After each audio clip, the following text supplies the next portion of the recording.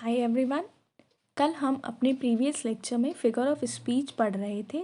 आज इस लेक्चर में हम अपनी जो प्रीवियस फिगर ऑफ स्पीच थी उसको रिवाइज करेंगे और जो आने वाली फिगर ऑफ स्पीच है उसको कंटिन्यू करेंगे। ओके, सबसे पहले हमने क्या पढ़ी थी? एलिट्रेशन, जिसमें repetition of the beginning sounds of the neighbouring words.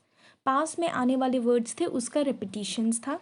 इसके कुछ एग्जाम्पल थे: she sales sea shells, sheep should shower in a shed, like little lucky likes लीची। ओके, उसके बाद हमने हाइपरबोल देखा था। ये काफ़ी बार एग्जाम्स में पूछा गया है। इसमें जैसे था, इसमें हम कुछ हाइपर बोल देते हैं, एग्जैगरेट बोल देते हैं। उसका एक एग्जाम्पल्स है 10,000 saw I at a glance. Okay, उसके बाद एवरीबडी नोज मी। ये बहुत सारे ऐसे थे जो हमने पढ़े थे। ठीक है, इसके बाद अब हमने ऑक्सीमोरोन पढ़ा था। इसमें क्या होते हैं कि सेंटेंसेस में जो दो वर्ड्स होते हैं वो एक दूसरे के अपोजिट्स में होते हैं, कॉन्ट्रास्टिंग में होते हैं। Like he is regularly irregular in the class. The more haste the less speed. जितनी जल्दी उतनी कम गति।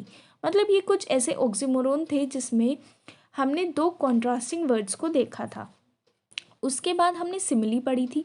सिमिली में क्या था? इसमें दो अलग अलग वस्तुओं की तुलना की थी, हमने डिफरेंस करा था, हमने दोनों को कंपेयर करा था। मगर कौन से वर्ड्स लगा के? लाइक एज करके। जैसे as light as feather, I wandered lonely as a cloud, Rana Pratap was as brave as lion. Okay, इसके बाद आज हम किस पे पढ़ेंगे? मेटाफर पे पढ़ेंगे। तो हमने सिमिली पढ़ी थी। सिमिली को हम कहते हैं उपमा अलंकार, मेटाफर को हम कहते हैं रूपक अलंकार। जैसे सिमिली में हमने दो अलग अलग वस्तुओं का कंपेयर करा था, ऐसे हम मेटाफर में भी विभिन्न वस्तुओं की तुलना करते हैं, कंपेयर करते हैं। पर इसमें और उसमें मेजर डिफरेंस क्या है? A metaphor makes a comparison between two things और ideas. In this words like as and like are avoided. इसमें जो वर्ड्स जो सिमिली में बहुत ज़रूरी होते थे, लाइक और एज, वो मेटाफर में हम इग्नोर करते हैं। ठीक है, हम इसमें ये वर्ड्स यूज़ ही नहीं करते। हम कंपेयर करते तो हैं पर ये वर्ड्स अवॉइड करके। For example, hurt of stone, पत्थर जैसा दिल। टाइम इज़ मनी, हमने मनी को टाइम मान लिया, टाइम को मनी मान लिया। हमने इसमें कंपेयर करा मगर कोई लाइक एज लगा के नहीं करा। हमने बिल्कुल उस चीज़ को डिनोट ही कर दिया कि तुम ये चीज़ हो, तुम इस, हमने कंपेयर करा पर नहीं, कोई भी लाइक और एज नहीं लगा के। The world is a stage, world एक स्टेज है। The camel is the ship of my desert, जो कैमल है वो डेजर्ट का शिप है। You are the apple of my eye, that is बहुत इंपॉर्टेंट होना, एक्सट्रीमली फॉन्ड ऑफ, आंखों का तारा होना। You are the apple of my eye. Okay, अब मैं आपको ना दोनों में एक मेजर एक एग्जांपल देती हूँ। जैसे सिमिली में था, सिमिली में क्या था? हम लाइक और एज लगा देते हैं। जैसे मैं अब किसी, कोई एक है वो दूसरे बंदे की तारीफ कर रहा है, तो उसके लिए वो ये बोलेगा, तुम चांद का टुकड़ा हो, तुम चांद जैसी हो, तुम्हारा मुखड़ा चांद जैसा है। जैसा, अगर उसने जैसा लगा दिया तो वो सिमिली हो गया। पर अगर कोई तारीफ में ये बोल रहा है तुम चांद हो, मतलब उसने पूरा उस चीज़ को मान लिया है, तो वो हो जाता है मेटाफर। ठीक है, इसमें हम बिल्कुल कंपेयर कर देते हैं without using any words, any such words like और एज। मगर जब हम सिमिली की बात करते हैं तब हम उसमें लाइक और एज लगाकर ही कंपेयर करते हैं। ओके, आई होप आपको समझ आया होगा। मेटाफर आप देख ही रहे हैं कितनी बार पूछा गया है पेपर में। ज़्यादातर सबसे ज़्यादा मेटाफर ही पूछा जाता है। 2009, 11, 12, 13, 14, 15, 16, 17, 18 कई बार पूछा गया है, तो आप इस पे ज़्यादा कंसंट्रेट होकर पढ़ेंगे। Next is personification. पर्सोनिफिकेशन भी कई बार पूछा गया है पेपर में, आप जैसे कि देख ही सकते हैं। पर्सोनिफिकेशन का मतलब क्या होता है? Personification gives human qualities to non living things और आइडियाज़।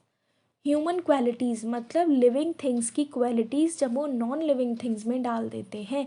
किसी सजीव की किसी सजीव की क्वालिटी जब हम निर्जीव में जोड़ देते हैं तो उसे हम कहते हैं पर्सोनिफिकेशन।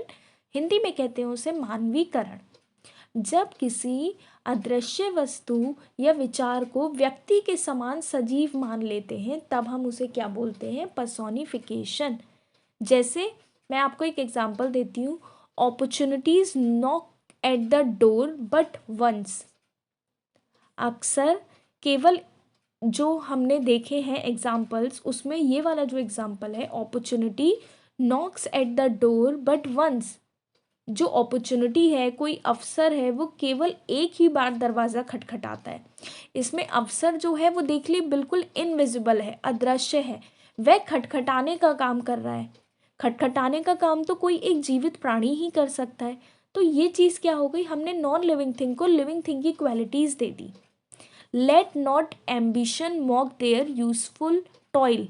इसका मतलब क्या हो गया, महत्वाकांक्षा उनके उपयोगी परिश्रम का मजाक ना बनने दे। The wind howled that night. जो विंड है, जो हवाएं हैं, वो हाउल कैसे कर सकती हैं?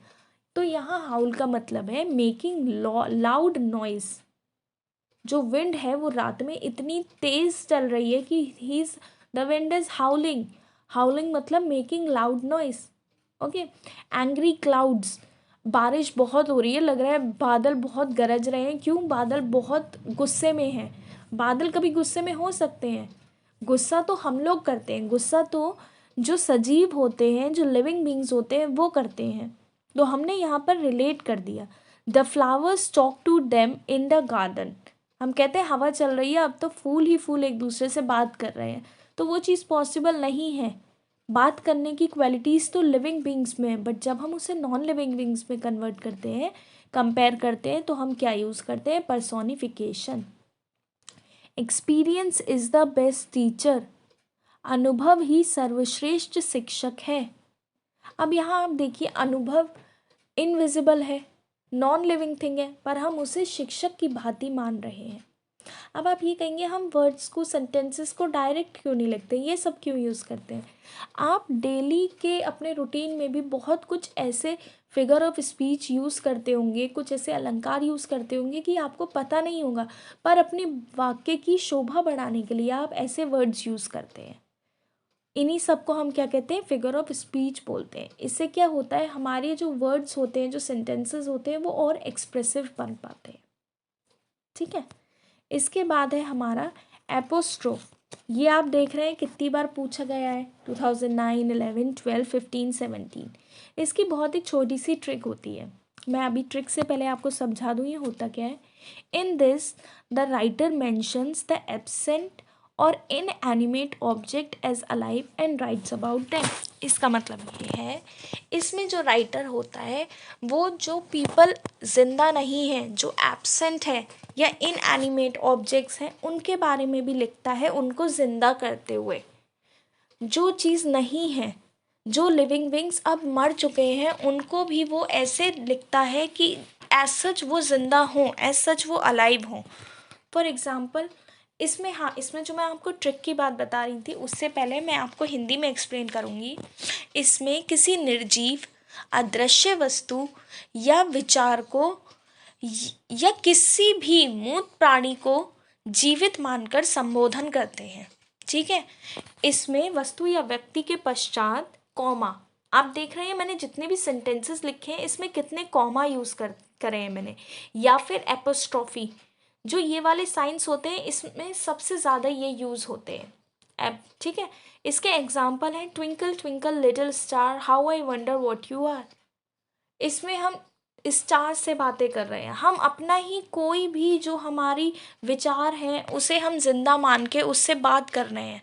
इसमें कॉमा आ रहे हैं बहुत सारे। उसके बाद hello darkness my old friend, I have come to talk with you again. कोई अलग ही डार्कनेस से कोई बोल सकता है? नहीं। O my friend there is no friend. O captain my captain our fearful trip is done. मतलब इसमें ये चीज़ें होती हैं कि जो निर्जीव लोग हैं उसको भी सजीव मान के, या फिर जो निर्जीव विचार हैं हमारे, उनको भी सजीव करके हम उनसे बात करते हैं। राइटर ये वर्ड्स इसलिए यूज़ करता है अपने पोएम्स को, अपनी पोइट्रीज़ को बहुत सुंदर बनाने के लिए। तो उसके लिए ये फिगर ऑफ स्पीच यूज़ होती है। Next is onomatopoeia. ओनोमेटोपिया भी कई बार पूछा गया आपके पेपर में। ये बहुत सिंपल है। इसमें क्या होता है, it is the figure of speech where the word is use to describe a sound. इसको हम हिंदी में कहते हैं ध्वनि अलंकार। इसमें शब्द की ध्वनि से अर्थ स्पष्ट हो जाता है। ठीक है, इसमें क्या क्या होता है, जानवरों, पक्षियों या कुछ प्राकृतिक वस्तुओं की ध्वनियों के लिए अलग अलग शब्दों का प्रयोग करते हैं, जिससे ये स्पष्ट हो जाता है कि वो जो ध्वनि है, वो जो साउंड है, वो किसकी है। जैसे यहाँ पर एग्जाम्पल है वूश, ये किसी की साउंड बता रही है। द स्नेक्स हिज, फुकार मारना, जो सांप होता है वो फुंकार मारता है। I hear the humming of बीज, भिन भिनाहट को इंग्लिश में क्या कहते हैं, हमिंग। बज, क्लिक, तो ये सब क्या होती हैं, ये साउंड्स होती हैं। साउंड्स किसके अंडर आती हैं, ओनोमेटोपिया के अंडर आती हैं। आई होप आपको ये ओनोमेटोपिया, एपोस्ट्रॉफ, पर्सोनिफिकेशन और मेटाफर चारों समझ आए होंगे आज के लेक्चर में जो हमने पढ़े। अब आपके लिए कुछ एक्सरसाइजेस हैं, आप इसको पढ़ेंगे और अगर आपको इसमें से कोई नहीं आएगा तो आप मुझसे पूछेंगे। इनके आगे मैंने ये भी लिख दिया है कि ये लेटेस्ट कब पूछे गए हैं, तो एक बार आप इनको ज़रूर पढ़ के जाइएगा। एग्ज़ाम्स में दोबारा भी ये पूछे जा सकते हैं। ठीक है, एक्सरसाइज का जो पहला क्वेश्चन है वो है as many farewells as there be stars in heaven. Second, and out of joy his heart jumped miles high. Third, not patience to prevent that murmur soon replies. Fourth, all the perfumes of Arabia will not sweeten this little hand. Fifth, authority forgets our dying king. Sixth, anxiety is sitting on her force. Seventh, Belinda smiled and all the world was gay. यहाँ गे का मतलब है happiness. इसका example मैंने आपको hyperbole में दिया था कि Belinda smiled and all the world was smiling. ऐसा तो पॉसिबल हो ही नहीं सकता है, हमने ज़्यादा ही अतिशयोक्ति अलंकार का यूज़ करा है, ज़्यादा ही बोला है, एग्जैगरेट करा है वर्ड्स को, तो इसमें क्या यूज़ होगा, हाइपरबोल। ये मैंने एक्सरसाइजेस में आपको कुछ क्वेश्चंस इसलिए भी दिए हैं कि आपकी प्रैक्टिस भी हो जाए, और इसलिए भी दिए हैं क्योंकि ये क्वेश्चंस बहुत इम्पॉर्टेंट हैं, आगे आपके लिए ये और भी पूछे जा सकते हैं। तो अगर आपको कोई प्रॉब्लम हो तो आप मुझसे पूछ सकते हैं। आज के लेक्चर्स के लिए हमने बस इतना ही करा था। आगे और वीडियोस में, अपकमिंग वीडियोस में हम और भी चीज़ें पढ़ेंगे इंग्लिश से रिलेट करते हुए और आपके सिलेबस से रिलेट करते हुए। तब तक के लिए आप इसी को रिवाइज करते रहिए। Thank you.